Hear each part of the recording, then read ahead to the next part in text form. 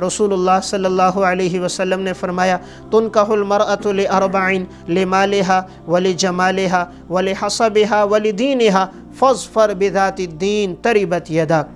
आपने फरमाया किसी औरत से निकाह किया जाता है या हुस्न व जमाल की वजह से, या हस्ब व नसब की वजह से, या माल और दौलत की वजह से, या उसके सीरत अखलाक किरदार की वजह से। तुम उसकी सीरत को तरजीह दो, उसके अखलाक को तरजीह दो तो तुम कामयाब हो जाओगे। इसलिए निकाह के वक़्त लड़की की मालदारी को, हस्ब व नसब को, दौलत को, हुस्न व जमाल को न देखा जाए, बल्कि उसके किरदार को देखा जाए, उसकी सीरत पे निगाह डाली जाए।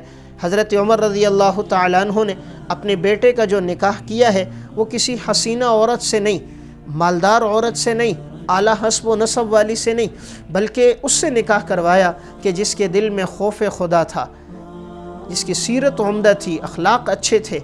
अल्लामा इब्न जोज़ी रहमहुल्लाह ने सिफ़तुस सफ़वा में वाक़या ज़िक्र किया है कि हज़रत उमर रज़ी अल्लाह तआला अन्हु गली में गश्त कर रहे हैं, एक जगह से गुज़र होता है, एक माँ अपनी बच्ची से कहती है दूध में पानी मिला दो। बेटी आगे से जवाब देती है अमीरुल मोमिनीन ने मना किया है। तो माँ आगे से कहती है अमीरुल मोमिनीन तो नहीं देख रहे। तो बेटी आगे से जवाब देती है इन कान उमर ला यअलमु फ़इलाहु उमर यअलमु, अगर उमर नहीं जानता उमर का खुदा तो जानता है। हज़रत उमर ने यह जुमला सुना, मकान पे निशान लगाया, चले गए। सुबह इस खातून को और इसकी बेटी को बुलाया, कहा मैंने तुम्हारी रात की गुफ्तगू सुनी है, बहुत मुतासिर हुए। कहा अगर तुम राज़ी हो तो मैं अपने बेटे आसिम का निकाह इससे करवाता हूँ। तो वालदा भी राज़ी थी, लड़की भी राज़ी थी, तो अपने बेटे आसिम का निकाह उस लड़की से करवाया। इससे एक बच्ची पैदा हुई और उस बच्ची से नेक साले हुक्मरान उमर बिन अब्दुल अज़ीज़ रहमहुल्लाह पैदा हुए। तो देखिए हज़रत उमर 22 लाख मुरब्बा मील के बादशाह थे।